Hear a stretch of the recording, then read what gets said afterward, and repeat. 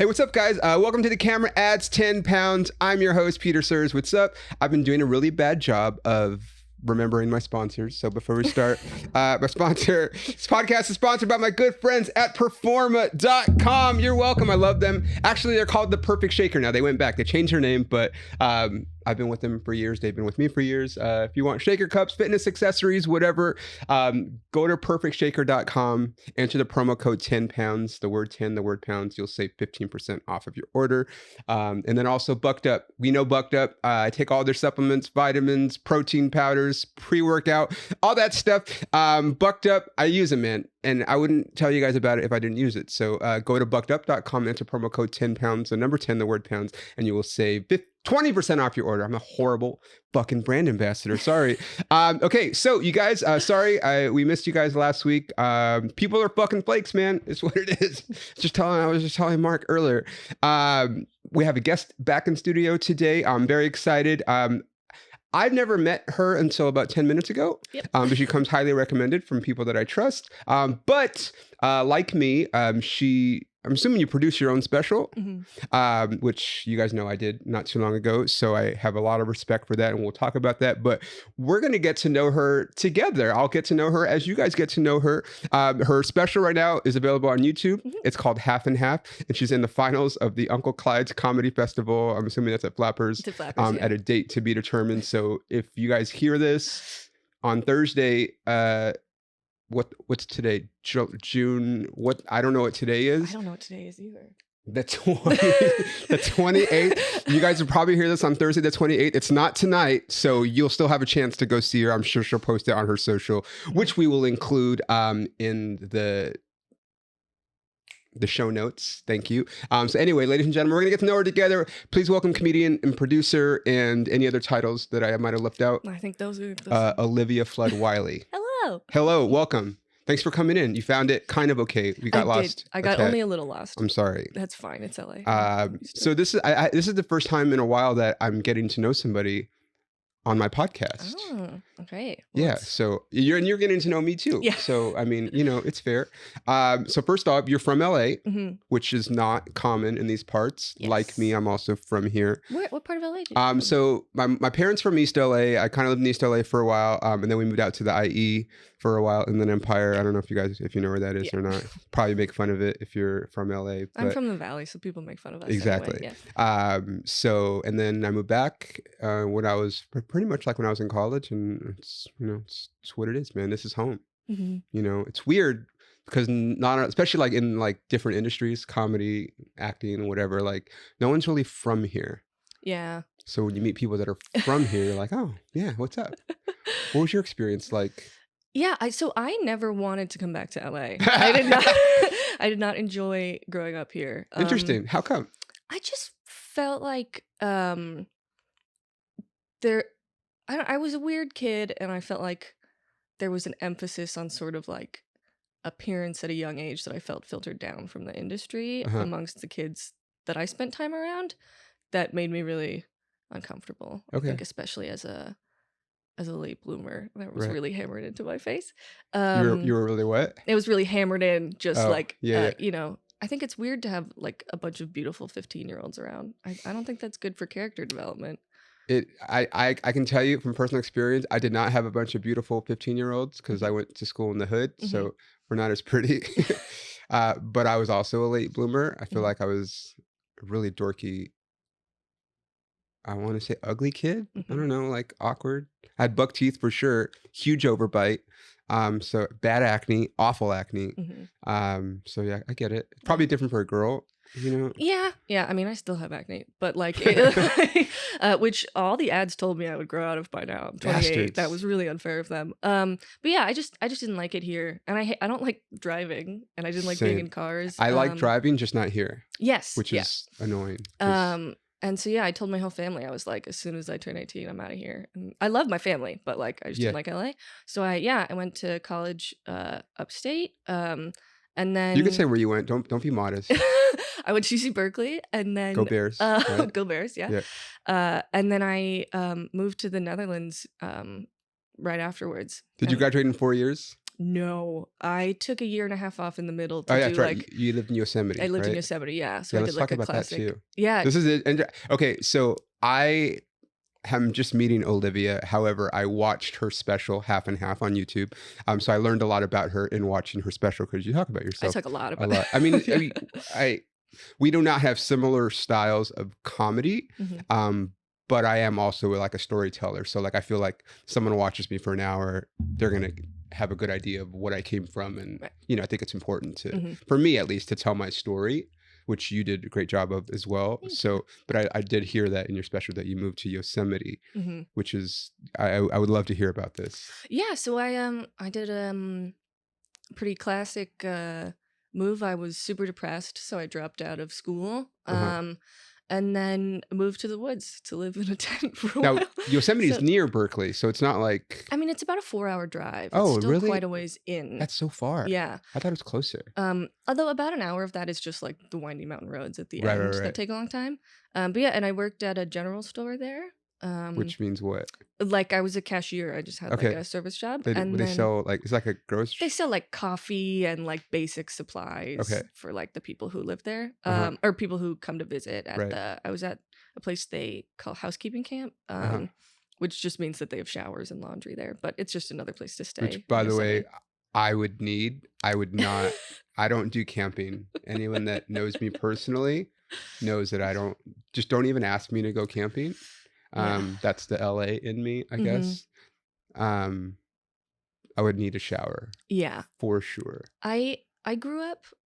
We used to go to Yosemite for a week every summer. Okay. That was like our big vacation. Is we would Yeah. go tent camp Okay. for a week. So you would camp Yeah, in like tents camp. on Yeah. purpose. Yes, on purpose. Yeah. That's the white people shit, right?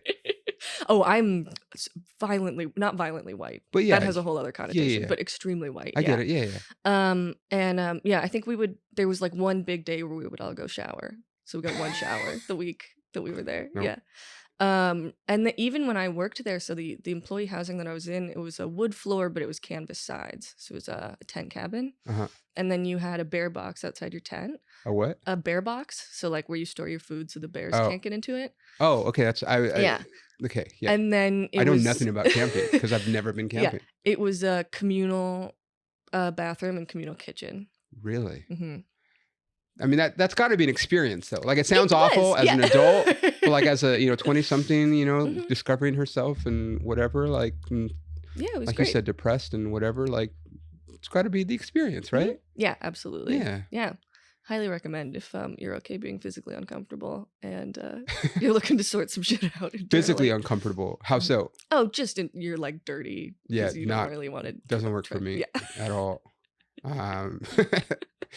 I like hiking, like Mhm. real hiking, not like LA hiking where you walk up and everyone's on their phone and whatever. Like real hiking, like Mhm.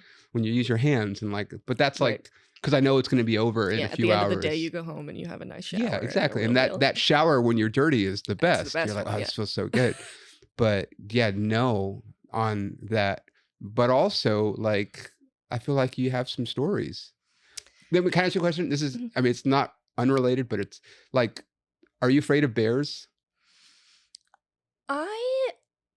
I'd say I'm a little more afraid than you would think for someone who chose to live in Yosemite. Because that's like, bears are one of the only animals that I'm like afraid of. Mhm. Like, I could not, you can't outrun a bear. No. You can't outclimb a bear. You can't you're not stronger than a bear. No. So like that's the animal that I'm like I'm not really afraid of snakes. Like I'm not gonna get near a rattlesnake or whatever, but like I'm not afraid of them, like because they don't have any hands. Do you know what I mean? Like I have the advantage, or like even like dogs, like because I run a lot and I get chased by dogs a lot, Mhm. and people are like, "Aren't you afraid?" Because there's a lot of dogs, like I mean, everywhere, especially like in the country, which I spend a lot of time in the country. Mhm. Like people just don't have like front yards necessarily, or like Right. gates, Yeah. so their dogs just follow you. And like I don't have a problem kicking your dog. I will kick your if because I'm not gonna let it bite me.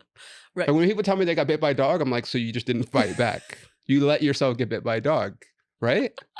But a bear, like I'm scared of a bear. Like a bear would fuck me up. Yeah. What's funny is like California black bears are pretty small and pretty easy to scare as far as bears go, but it is alarming that like Yeah. your best defense is just to try to out macho them. Like You they go, just you just pick your like hands up. you'll And hear like pots banging and you'll know like a bear is moving through the campground and hilarious. people are just trying to scare You them ever have off. that experience? Yeah, we had it. Yeah. Although a very, humanizing moment was a bear walked through our campsite when I was little and stopped by our tent. And I remember I was really scared and then it farted really loudly and then it just walked past. And I was like, well, I mean, maybe bears aren't that scary. this is at nighttime.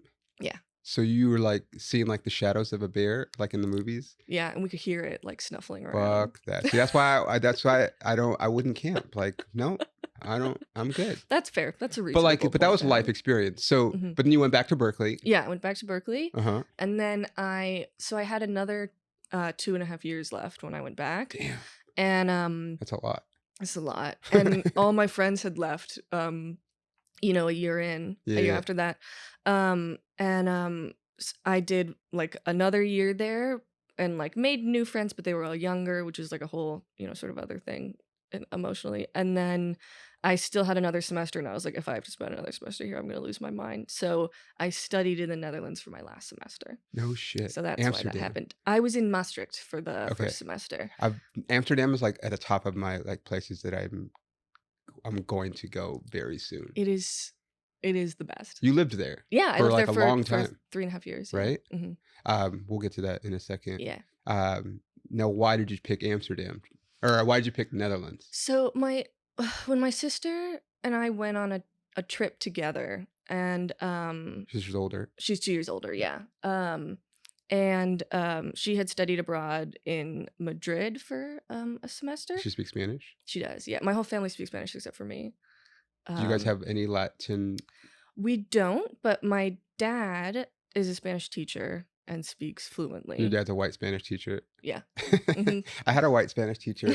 Actually, I had a Jewish Spanish teacher in high school. Hola, Senora Schechter. And I remember showing up to the class. I'm like, are you fucking like? It's all Mexicans at my school, like 90% Mexicans, like 5% black, 5% white, and I get a fucking Jewish. I didn't even know. I mean, I knew what a Jewish person was, but like, I didn't go to school with Jewish people. Right. Like, we didn't have any.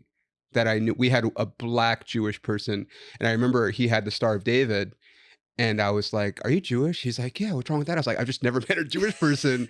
Like, what was the popular School Ties? Remember that movie? I mean, you might be too young. I'm sorry. It came out It came out like in the early '90s.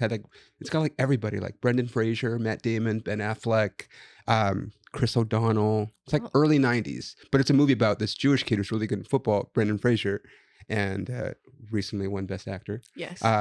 Cheers. But it's a really good movie. But like he goes to like some like preppy school because he's a big football star, and they all kind of like don't like him because he's Jewish. And I was like, oh, like but anyway, I had a Jewish Spanish teacher, and your dad's a white Spanish teacher. He is a white Spanish teacher, and he teaches at a high school in South Central. So I don't think he even has any white students. Yeah. Wow. South Central. Which one? It's called Middle College. Okay. It's a really small school. But still public school. Really? It's important to him. Does he have metal detectors at his school? No, he doesn't. Interesting. Mm-hmm. That's my vision. Like I picture like, Crenshaw, Dorsey, like all those. I know they have metal detectors. Yeah, he taught at Westchester for a while and they had metal detectors. Yeah. But yeah. Interesting. And then your mom, you said your whole family speaks Spanish. Yeah. That's upsetting to me as someone I'm pretty good at Spanish, but I'm not fluent.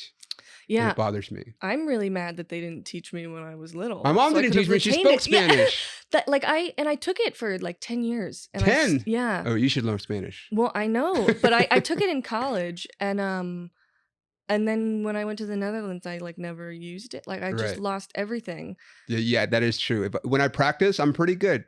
But I don't I have a lot of white friends, and I'm sorry. Yeah, I mean, it's you don't have to be guilty. It's fine. I like white people.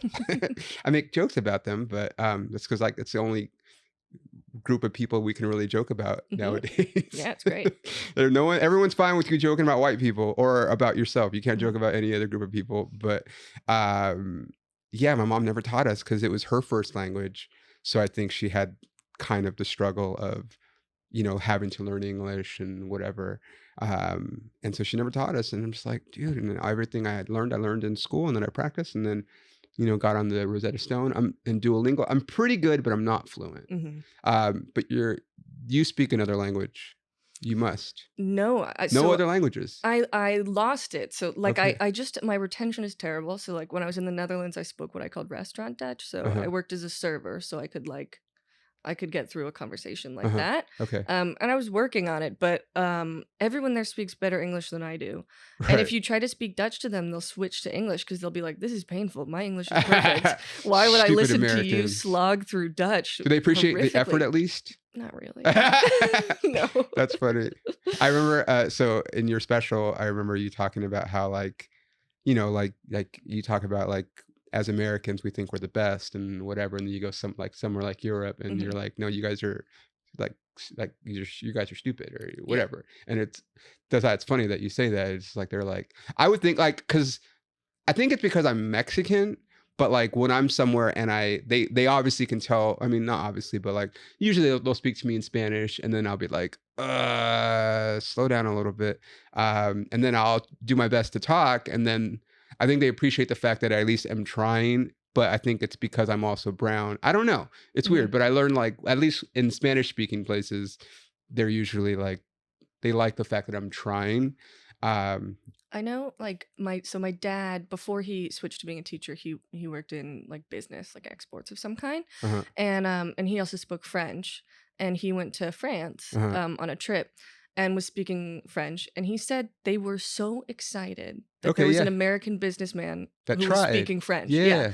For all that the French have a reputation of like hating Americans trying to speak French, he said they were so amped, like everyone was just tickled. I really did you start stand up in the Netherlands? So I did 2 open mics at Berkeley, and then I didn't do it for a year and a half. So I count my start as being in Amsterdam. Yeah.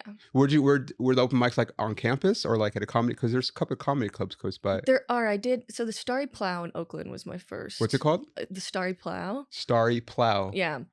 And that was like a true open mic, so like music as well. Best to do comedy at an all-purpose open mic. Yep, in front of, just in between sad singer-songwriters. And homeless people. Yeah, I got pulled like third to last. So it was like 1 a.m. There were like 4 people left in the room by the time I went up. Did you bring friends to your first open mic? Absolutely not. Good. Okay, good.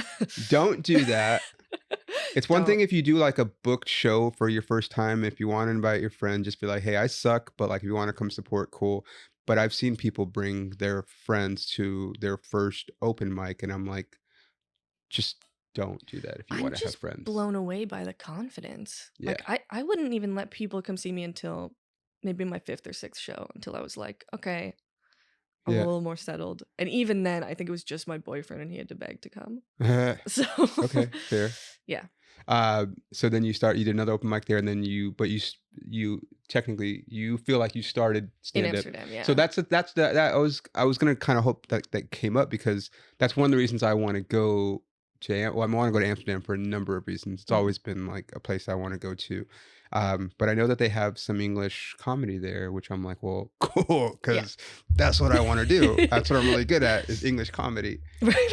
I mean, that's the only comedy that I can do is English comedy. But so is it? All right. There's like, they have specific English clubs now, I think.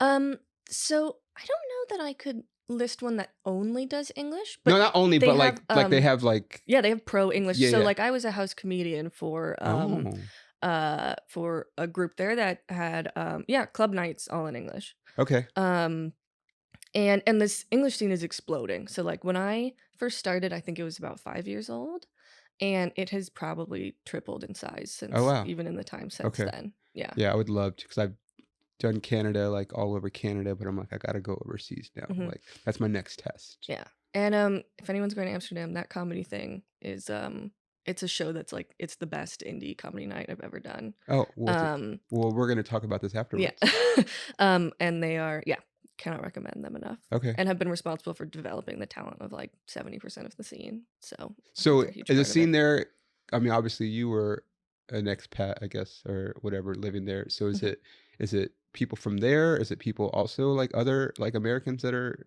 living there, or is it a mixture? Yeah, it's a really big mix. So there are a decent number of Dutch comedians who perform in English and Dutch. Okay. Some Dutch comedians only perform in English because they like the English scene better. Okay. And then a fair number of Americans, British people, And then yeah, a lot of people from other European countries Uh-huh. doing it in their second language as well.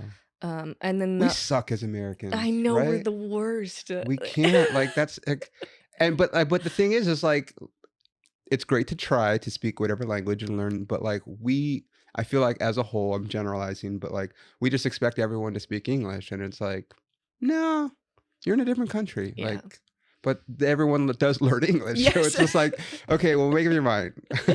Yeah. Yeah. I definitely I think it was a really good thing having to start out doing comedy there because the audience was also it was basically the same mix. Uh-huh.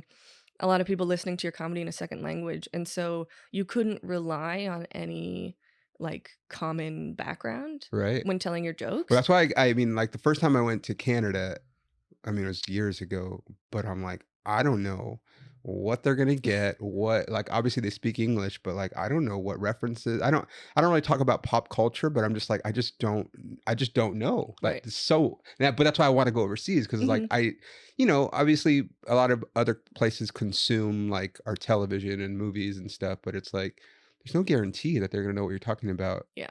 So it's just, are you funny enough to make people in other countries laugh? Like, I love that challenge.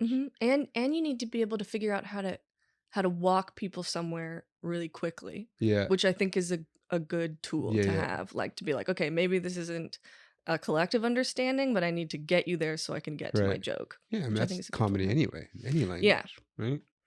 Yeah. But so you said you had gone there with your sister at some Hmm. point, and Oh then yeah. So I visited with my sister, and I just like sorry, I jump around all the time. that's okay. Don't worry. That's fine. Me too. Um.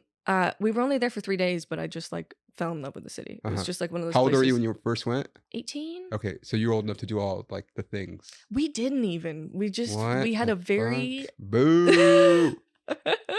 we had a very responsible trip. And still, even so, it just like the whole place clicked for me, and I was like, I'm gonna live here one day. I just Really? made that decision based off of 3 days.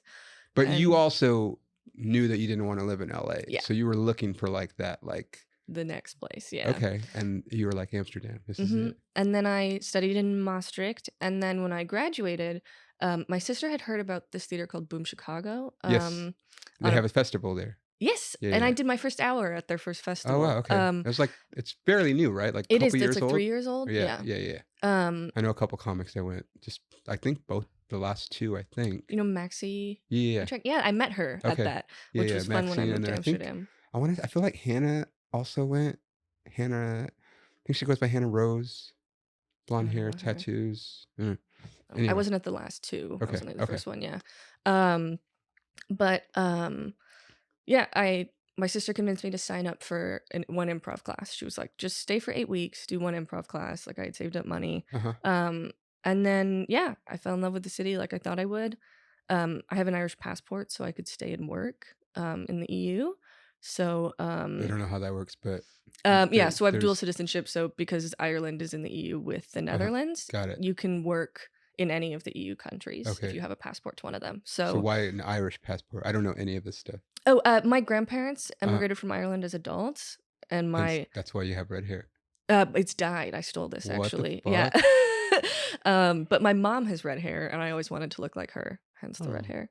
Uh, I do not want to look like my dad. oh, Sorry, R.I.P. But no, my dad's just dead. roast the dead dad. Wow. I talk about him a lot. It's Okay. okay. All right. Well, I Totally look fine. forward to learning more about that. Thanks. Yeah. I Um. mean, he went to prison for drugs, and it's a Oh. whole thing. Okay. There are worse things to go to prison for. But yeah, but so I had an Irish passport so I Okay. could stay. So I signed a Gotcha. year lease, and then I met my boyfriend, then I started doing stand up, and then it just kind of spiraled from Yeah. there. And then you were stuck there in the pandemic. I was, What was yeah. that like? I was a lot. Yeah. It was really scary at first, and especially because they were shutting down flights, so I didn't know like even if something did happen, Right. if I was gonna be able to get home. So there was a time where I was debating just like leaving and Uh-huh. coming back. But my whole life was there. My boyfriend and I lived together. I just didn't. Yeah, it sort of didn't seem quite necessary then. And then I had my first Christmas away from home because I didn't feel Wow. safe flying back. Yeah. that year. So This is 2020. 2020, Yeah. yeah. And then by the next year, I was able to get vaccinated, and then sort of everything got a little bit easier. Aren't you glad you did that? Yeah. I was kind of being sarcastic, but I'm vaccinated too. I'm not an anti-vaxxer. My listeners know, but Mhm. if people are listening specifically for you, I got all the shots and then I still got COVID. So fucking A. Yeah, I also got COVID, but I didn't die. I didn't die. I don't think I would have died anyway, but it is what it is. But I just got to think that was a different experience, you being there, obviously, than here. Yeah. Like because there was like some like Sweden or whatever was like didn't really. Sweden had like no Yeah, like rules, they were just like, no, we're good. and it did not work out well. We work for out. them. Well, but they were like open, right? Like They were just like, open. Yeah. They were like, we're just gonna try for herd immunity. Yeah. And they had a very high death toll. So did the US. So it's like, what do you do? Do you do it that way or do you do it this way? Well, I guess the US had controls, but they weren't really It just depends on standardized where you went. across. Yeah. Like I went out to the country and there was Yeah, it's like you'd never know that COVID existed. It did not Yeah. exist. Like old people were hugging me and you can eat it in a restaurant. And I was like, this is like I loved it because there's nothing more depressing than being here and being locked in your tiny little apartment Right. and then not being able to do anything. And it's just like, and I too like have depression and all that stuff. And it was just like, this is not good. So it was actually good for me to be out in the country and open and just been like, all right, cool. When all this shit is over, I'll come back home, which is what happened basically. But just different experiences. Like you got to experience COVID in a different country. Yeah, it was interesting. Like the first lockdown was actually, so I was doing Whole30 when it started. Yeah, good luck doing that during a pandemic. Well, so what's really funny is I think I started like 2 days before the lockdown came in. And I felt, because I was trying to figure out like a reaction I was having, and I didn't figure out a reaction to anything, but I felt amazing the whole time that I was on it. And then I introduced food back and I still felt great. And then things reopened and I started feeling sick again. And I was like, oh, I think I just don't like being around other people. I was like, which is very fair. I was like, man, I was really hoping there'd be an easier answer. Like, just stop eating peanuts and you'll feel better. But I was like, no, I have to go back to therapy. That sucks. So you're very open about this in your special and stuff, and being shy, or not being shy, but like maybe like a little awkward. And I love that. Like I think for me, like I said, we don't have similar comedic styles as in general, but we're both storytellers. We both talk about ourselves, like like the issues that we have and stuff like that, which I appreciate. So is it like, do you have social anxiety or do you just not like people? Because I don't have social anxiety, but people do piss me off. Yeah, I definitely have. I have generalized anxiety, so like just everything sort of low grade makes me anxious. I've gotten a lot better about talking to people through like very cultivated work on that. Like I don't think that I was naturally good at that. But it hasn't eased. Like now I'm sort of okay in the moment. It's the cycling afterwards that I still deal with a lot. Like after you have to deal with people? Yeah, then I'll go home. So like and after this podcast, are you going to have I'm like... going to be like, you stupid bitch, Olivia, they hate me. This is only going to be broadcast through thousands of people on the internet. Oh, good, great. I didn't say millions because no, there's not millions. Sorry. Okay, so here's my question, because I'm sure everyone is asking and I'm asking in my head. So you're in Amsterdam. Like, do you do all the drugs or... I did a lot of drugs. Okay. Yeah. Thousands of people. Great. I'm glad I just quit my job. Good. Oh yeah, you told me that when I messaged you. Yeah. I'm all for quitting jobs. I think I said that too. Yeah, I'm you like, did, I'm all for 100%. quitting jobs that you hate, dude. Yeah. I've done it so many times. I don't enjoy it, but I do enjoy it because if you do it in person, there's like the person on the other side thinks that you need this job, or like because they need it, and you're just like, I don't give a fuck about this job, dude. Like, peace.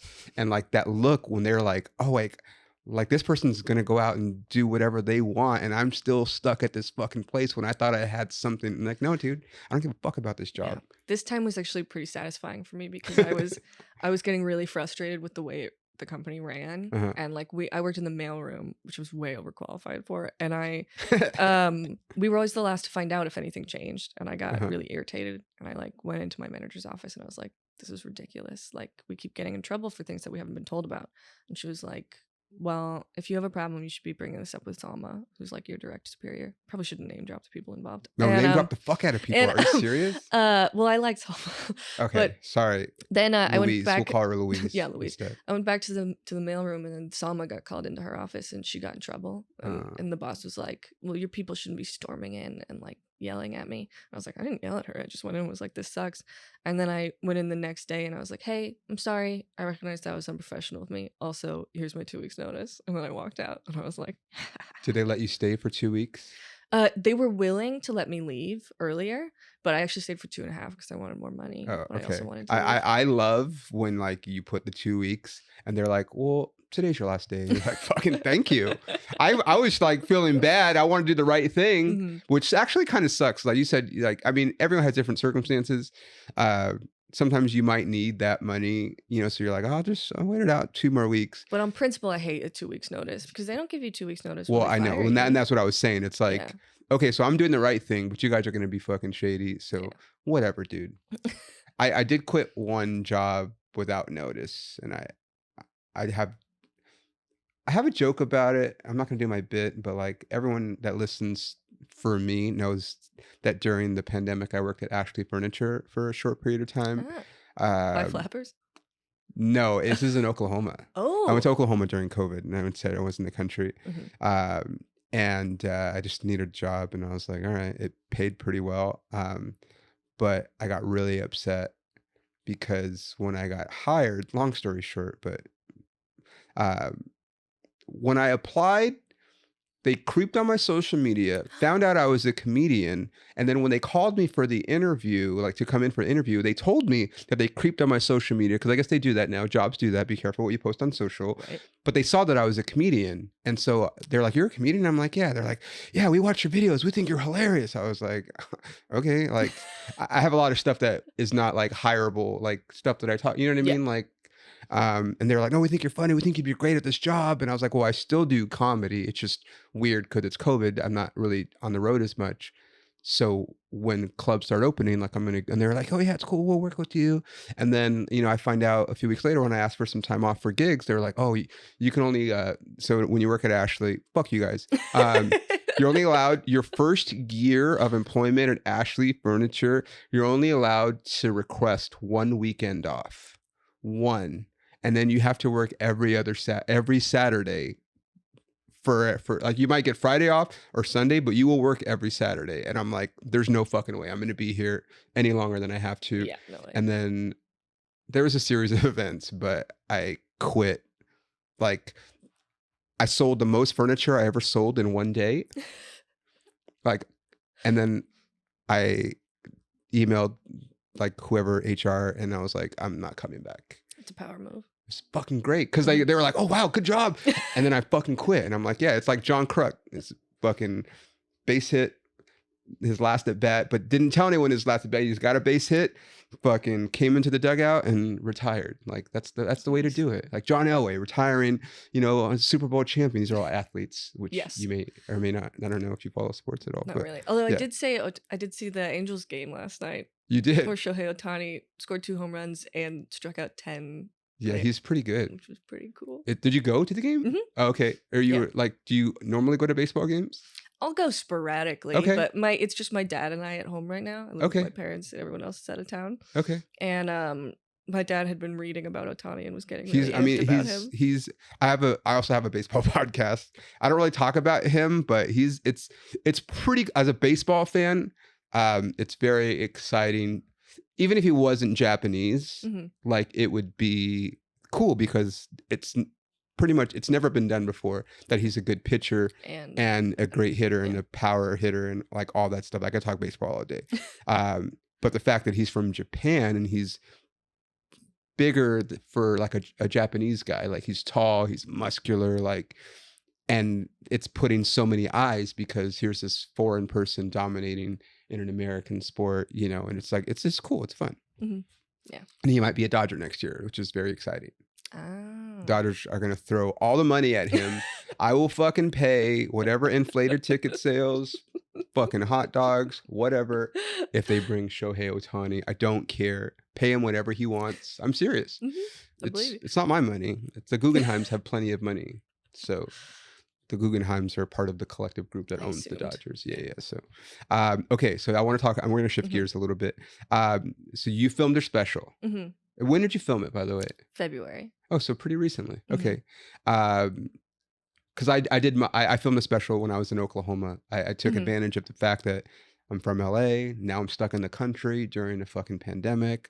Like, I want to document this. And is this, I Know What You Did Last Quarantine? I Know What You Did Last Quarantine. Okay. Yeah. And I worked on a farm. My ex-girlfriend was, her family has a big farm out there, whatever. So that's what I was doing. That's how I spent my quarantine, and I wanted to document it. And I was doing like little like funny like TikTok videos and whatever I would post. But I started like as an artist, I feel like we're always trying to create things. And I just wanted something to kind of cement the fact that like this was my quarantine experience. So I found a barn that I rented out and hired a crew and fucking shot my own special. And you also shot your own special. So how'd that come about? Like, is it something that you were thinking about, or did someone like, hey, you should film? Or? Yeah, so I did an hour at the first Boom Chicago festival, and that was filmed by two friends of mine. And I always felt like it was called Slowpoke, and the hour, I don't think it's terribly strong. Like it was my first one, but I ended up I toured with that hour a little bit afterwards, and I like completely replaced a 20-minute section. Yeah. And then that was filmed as well, and the taping of it got damaged, so that never got to be released. This has happened to me with like short films and stuff that I've done. Yeah. Sucks. So that was pretty frustrating. And so I wanted sort of this newer version, but I was getting kind of tired of Slowpoke. And then when I moved to LA, I was also, which I talk about in Half and Half. Yeah. I was dealing with a lot of like some of the most like severe mental illness that I've ever dealt with, which is saying a lot for my life. And I really was having a hard time getting out there to mics, and I knew I needed motivation. So I just booked a theater, and I was like, whatever I have done by that time, I'm going to put up and I'm going to film. So yeah, I better be ready. So let me ask you this, because I had these questions and I forget my questions a lot. I'm sorry. Because in LA, I do the road a lot. And so I get to do, half hours, 45s, an hour, like a lot. So like I can build an hour. But it's really hard to do it in LA because you don't get more than 5-10 minutes. So how did you build an hour while you're here? Yeah, so part of the reason the show, I cheated a little. The show was called Half and Half is because I split, so it was half old. Yeah. It actually ended up being about 3/4 new and 1/4 old. So I pulled my favorite stuff from Slowpoke, and then I still used that. So I only had to come up with about another 45 minutes. That's a lot. Yeah, I did. There's a women's mic in Burbank called Witty Titties that is awesome. I've seen postings of it. Yeah, it's called Wee Titties. Witty Titties. Witty Titties. Yeah. And that is, even though it's only 5 minutes, you can sign up for like 3 slots in a night. And it's every week, and the woman who runs it, Genesis, is amazing, and it's actually a really useful room. Like, and that's a big part of my issue with LA open mics is I don't find many of them useful. Like LA open mics suck. Yeah, even if you go and you like, even if they give you 10 minutes, like 10 minutes in front of 3 comedians who aren't paying attention is not a terribly useful time. Yeah, I could do that alone in my room, and you could, and you would get just as much out. Yeah, and I wouldn't pay to do it. Or I don't condone this, but in conversation, you can. Oh yeah, run big. My poor parents. I have tried out so much stuff, and they've started to clock it. They're like, "Are you doing the stand up on us again?" Right, and you're like, "Yeah, it's better than going to a mic." Yeah, and so I that was like really my primary tool. Honestly. So you built your hour just doing open mics, like 5 minutes at a time. Yeah. Fuck, that's hard. Yeah, I don't recommend that. I don't recommend that either. Yeah, it was not a great time. I was slogging through it. But I knew I needed that deadline, because if I didn't have it, I was just, because it's not fun. I don't like, I used to really love open mics in Amsterdam. And it's probably different. It's extreme. People will pay Well, yeah, I was to to say go to an like open mic in when Amsterdam. I do the road a bunch, like, and sometimes like it's funny because local comics will hang out at the club, and they think it's when you are in another city doing comedy and they find out you're from LA, it automatically you have like a little bit of like clout and Yeah. respect, and they're like, "Oh, you want to come to this open mic?" And like at first I'm like, I'm not going to open mic because my experience at open mics is what you're Yeah. experiencing, right? And I'm like, no, I don't want to go to open mic. And I'm like, no, it's really fun. There's people. I'm like, wait, there's people. And like, so I would, if I'm on the road, like, and someone invites me or whatever, like, I'm like, yeah, I'll go. And like, yeah, you go to these open mics that like there's people at, and they're laughing, and it's like, it's like a real Yeah. crowd. It's almost like, I mean, it's almost like a show. And to some of the comics, it kind of is, Mhm. because they're not maybe getting booked at the local club. So they promote it like it's a show, but it's an open mic. Anyone can show up and do 5. Or a lot of times, like if they know that we're working the club, they'll give us like an extra. But like you're like, oh, this is a way different open mic experience than what I get in LA, and I don't have to pay Yeah. $5 or To do $10, it. which is because you have to pay for mics here, Yeah. which sucks. And I remember when I came here, I was like so full of righteous anger. I was like, I'm not gonna pay to do open mics. Don't. And it's like, well, if I want to get stage time in Yeah. LA, There's a it's couple ways to do unnecessary. it, but yeah, I agree. It's Yeah. I think after I drove to Hollywood and parked in a lot and paid like $5 to perform for 2 other comedians, I was like, I have to find out Yeah. another way. you got to get on the road, man. I know, and that is sort of my next step, especially now that I just quit my job. Yeah, fuck it. I've heard good things about like San Diego. Yeah, I'm talking like road. Road. Yeah, like San Diego is great, but San Diego has a little bit of LA where, I mean, you have like the Laugh Factory, which is kind of run like the Laugh Factory here. It's like more showcase style. Mhm. But then you have like kind of road clubs. Like they have a ton of clubs. But it's, you got a lot of people from LA down there. It's like, I'm talking like either like rural, like somewhere up north. There's a lot of comedy clubs like away from like San Fran, and like Mhm. or like just a completely different state. Like it really, like my first time performing in another state, I don't even remember. It's been so long. Feel like I feel like my first out of state was Reno, which is a whole other thing. But I was like, oh, I'm so funny here. And then I went to like Idaho, and I'm like, oh, actually, yeah, maybe Idaho. I can't remember. I can't remember my first road gig outside of California anymore. But you're like, okay, because there's like I'm trying to give you like a comedy lesson, but like there's LA funny, like stuff that will get laughs here, and then you go other places and you're like, oh wait, you guys don't know what I'm talking about. And so I feel like it just makes you generally stronger and Mhm. funnier, but also like sometimes more validating because you're like, oh wait, yeah, I'm funny. Fuck these comics at the open mic. They don't want to laugh at my jokes, you know? Mhm. But so what made you want to film it? Just were you like tired of doing the jokes and you're like, I got to get these on tape before I get tired of telling them, or I think I just felt like I learned my lesson from the last 2. So like the first Slowpoke, uh-huh, the filming is great for the fact that both of my friends filmed it, uh-huh. for free. Um That's huge. and then the second one, the filming error happened because the guy who was operating it didn't really know how to use his camera. And I was just like, well, I want to have I want to remember what these jokes are, and like Yeah. this like in and also it was sort of like it was my first big performance here in front of a lot of people who had never seen me live. Uh-huh. Like friends and family who had been following from afar. My sister flew out for it from Boston. Like I just felt like a big moment that I wanted memorialized in like high quality. So Yeah. I hired someone to do it. And of course there's still people complaining on the video about how the quality isn't good, which cracks me up because I'm like, "Wait, I don't know what you're expecting.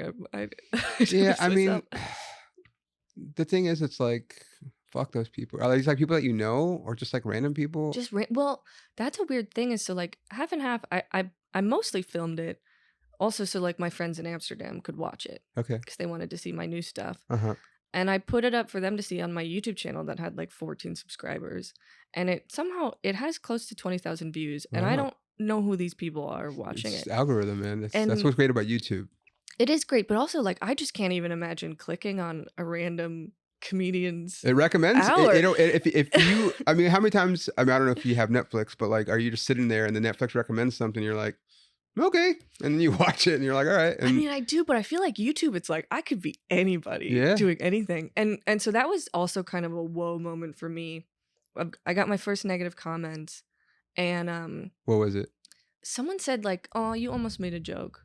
Like, that was the whole comment. It's like, and then someone else was like, "Not funny, couldn't get through the first 4 minutes." I was like, okay. But you know, sorry, people listening. Damaging the sponsorship goods.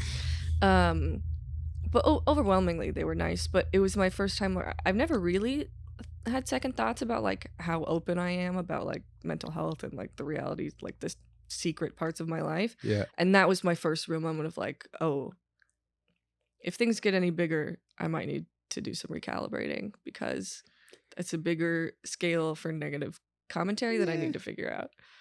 I mean, yeah, I personally, this is just me, and everyone, that's why comedy is subjective, right? I love knowing, like feeling like I have a sense of who that person is through their stand. I mean, like Pryor was super famous for doing that. George Carlin, like all the greats, like you remember like their stories, you know, Gabriel Iglesias, great storyteller, that you're just like, oh yeah, like I know all these people in his life. I know your boyfriend. I know, you know what I mean? Like, and I think that's more important than whatever. I mean, you're vulnerable, like, and so am I. Like I talk about, and I didn't realize I was, because I was just talking about my experience.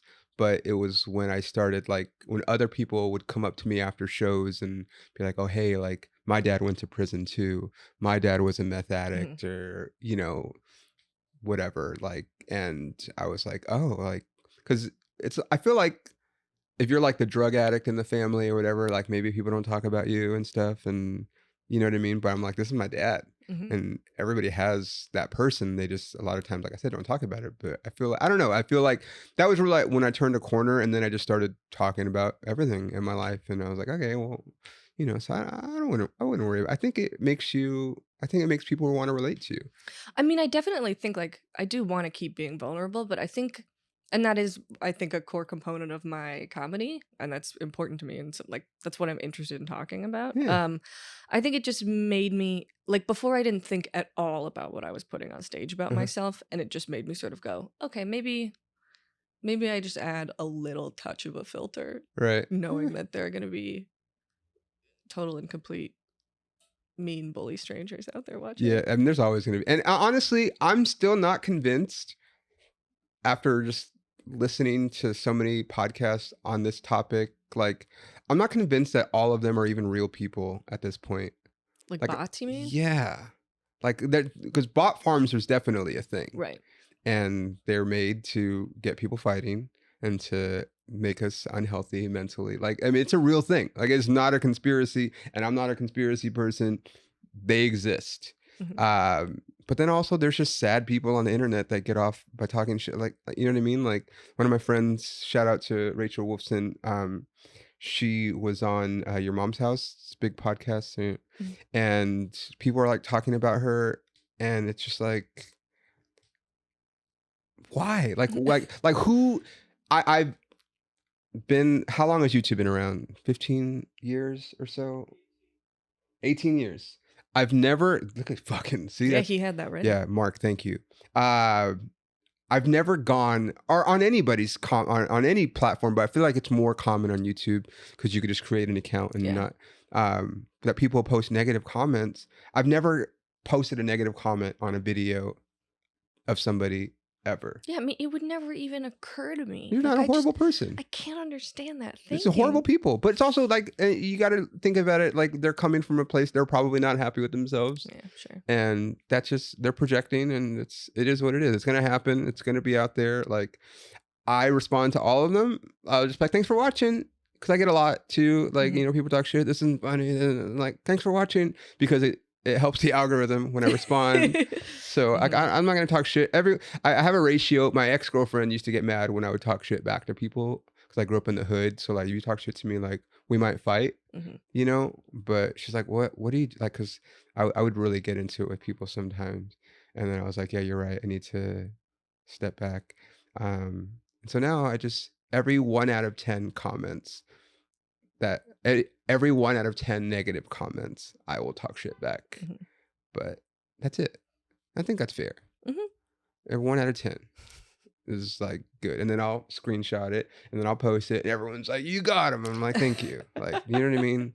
Like somebody wrote like, I don't know, because like you said, you're talking about algorithms. Like, I don't know why Facebook recommended this. I don't have the sense of humor of a 60-year-old man or something like that. Ooh.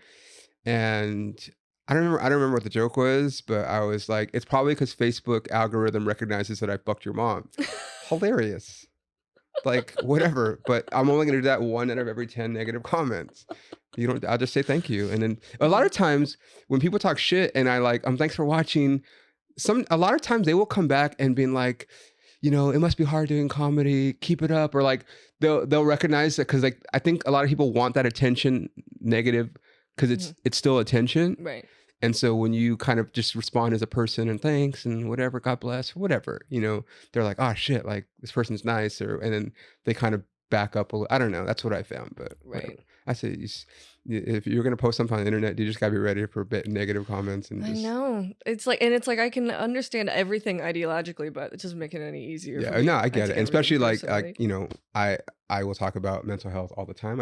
Just did a post today about how working out helps me and whatever, and deal with all the shit that I have going on, and that can fuck with you. But it's just like also like I've been through way worse shit than Mhm. somebody that I've never met. That's Right. probably never had sex with a girl talking shit to me on the internet. Do you know what I mean? But I love the fact that you did it, dude. So you shot it here somewhere, I'm assuming? Yeah, in North Hollywood at a theater called The Loft, Okay. which was awesome. And you did Yeah, it they were great. one I take? did, yeah, Fuck, just dude, one. that's so stressful. That's so stressful. Because I did that too, but it wasn't like I was trying to do two. So I've done, this is, I didn't put the audio out for this one. Like I had 2 albums that I did before that I did like 2 tapings in case something happens or Mhm. whatever. You have both in case someone messes up the recording or whatever. Right. You have two. And the first one that I did that did happen. Luckily, we had 2 shots at it. So I didn't put the audio out, but I wanted to do 2 filmings in case I messed up. And then I just couldn't get enough people there because I did it in Oklahoma Mhm. to do 2. So I was like, I had a little bit more stress going into that filming. And of course, I fucked up.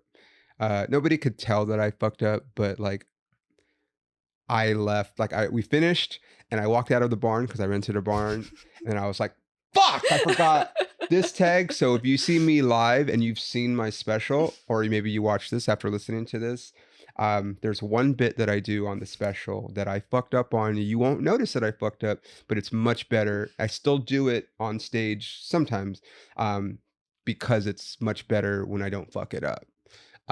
But I fucked up a couple other parts and I was just like so mad. But like I said, no one could tell, but I could tell. Yeah. So it's just like, but because I was stressed because I knew I only had one shot. Right. And I didn't, the thing was though, I was in the moment while I was doing it. I didn't realize I had forgot a couple things and whatever until after the fact. And then she's my ex-girlfriend now, but my girlfriend at the time, she was like, oh, you forgot the part. And I was like, fuck. And I hate wanted to be like, that feeling. guys, we need to go back in and I gotta do this part. But it's just like, whatever, dude. It's a time capsule of that period in my life. And Mhm.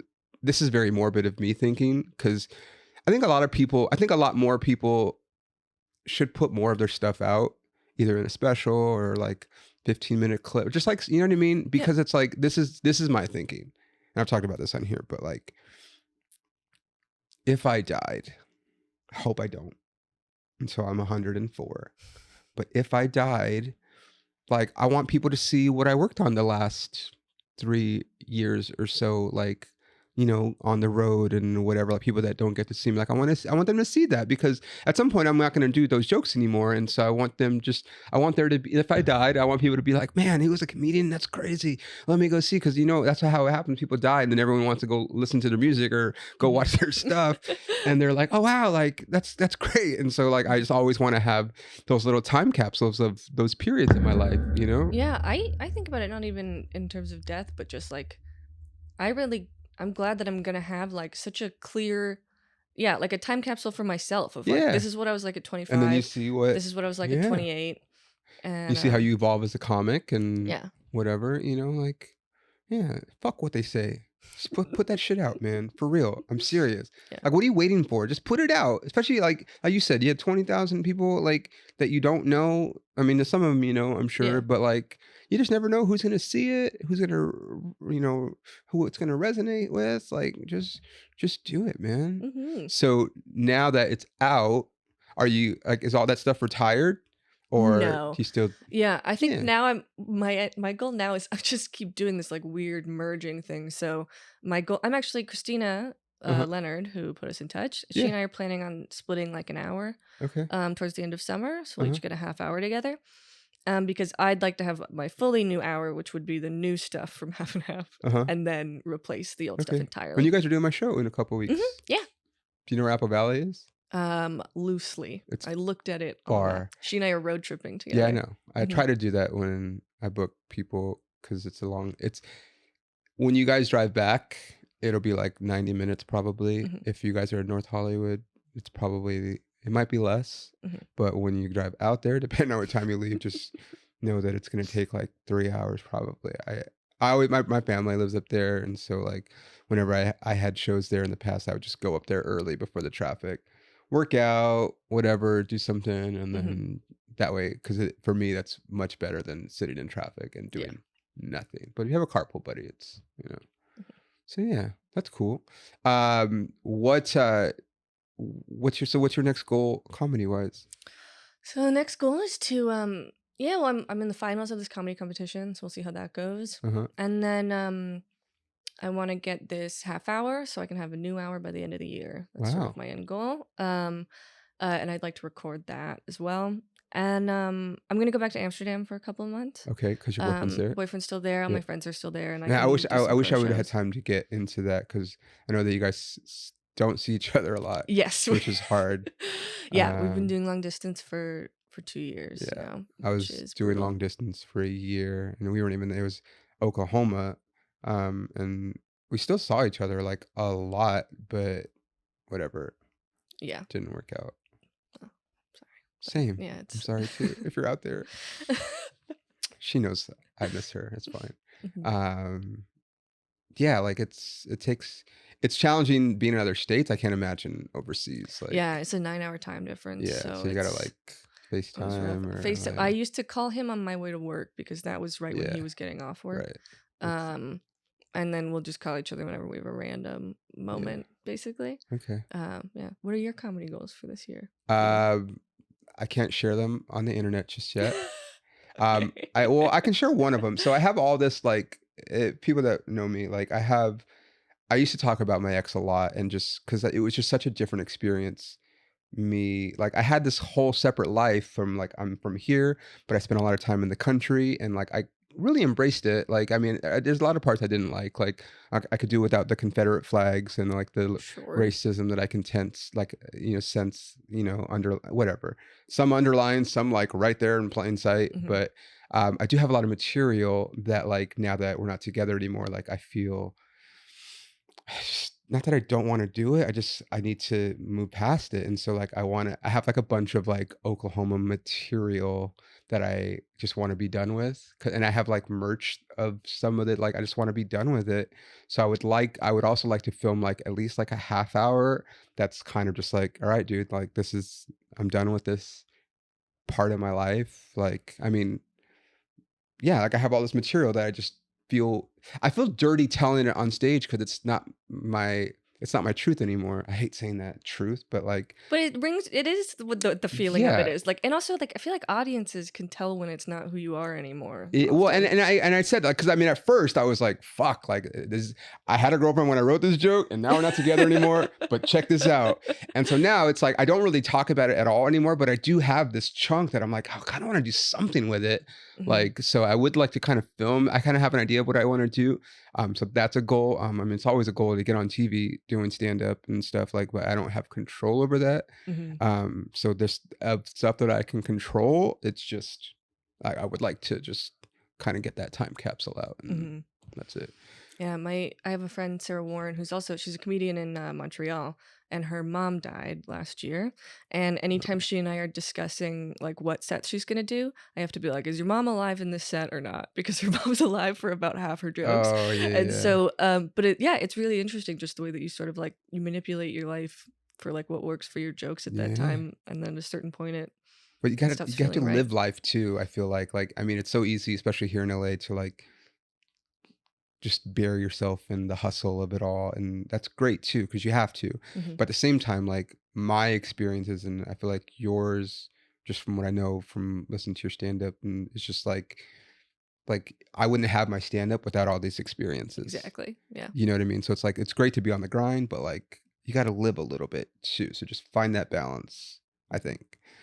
So okay, so do you have any? I'll put your socials on the show notes, but in case there's people listening that don't or watching that don't know how to use show notes, where can they find you Hmm. on social media? You can find me at Olivia Flood-Wylie. That's my last name without the hyphen, so FLOODWY like Yankee Okay. LIE. You can find me on YouTube. That's where both of my specials are, Half and Half and Slowpoke, and I'm just Olivia Flood-Wylie comedy. Okay. I'll put it in the show notes, but like I said, I know people don't know how to use show notes. If you're listening to this next weekend, which might be this weekend, depending on when you listen to it, I'm going to be in Vegas at Notoriety Live, July 7th and 8th. It's in downtown in the Fremont area. So that should be interesting. Never been there before. And then the week after, I'm going to be in Austin, July I want to say that's like 15th and 16th, whatever that Friday and Saturday is. And then the week after that, I'll be in Medford, Oregon, July 21st and 22nd. I might be fucking up these dates, you guys. Yeah, I think Uh, July 15th is the Apple Valley show. I don't know if July that even. 12th is the Apple July Valley 12th. show. Ooh. Yeah, so 14th, 15th, Austin, 16th, and then, like I said, 21st and 22nd of July, I'll be in Oregon. That's all you guys need to know for now. If you're listening on Apple Podcasts, leave a review. It helps us with the algorithm. Rate it, share it, all those things. Those help too. Same thing with Spotify. Follow Olivia. Come to our show if you're in the high desert because we're going to be at my show in Apple Valley, July 12th. And support live comedy, man. It makes us, you know, get validated and stuff. Yeah. Like without an audience, there's no live comedy. So, but anyway, thanks you guys for listening or watching if you're watching, and we'll see you guys next week. Bye.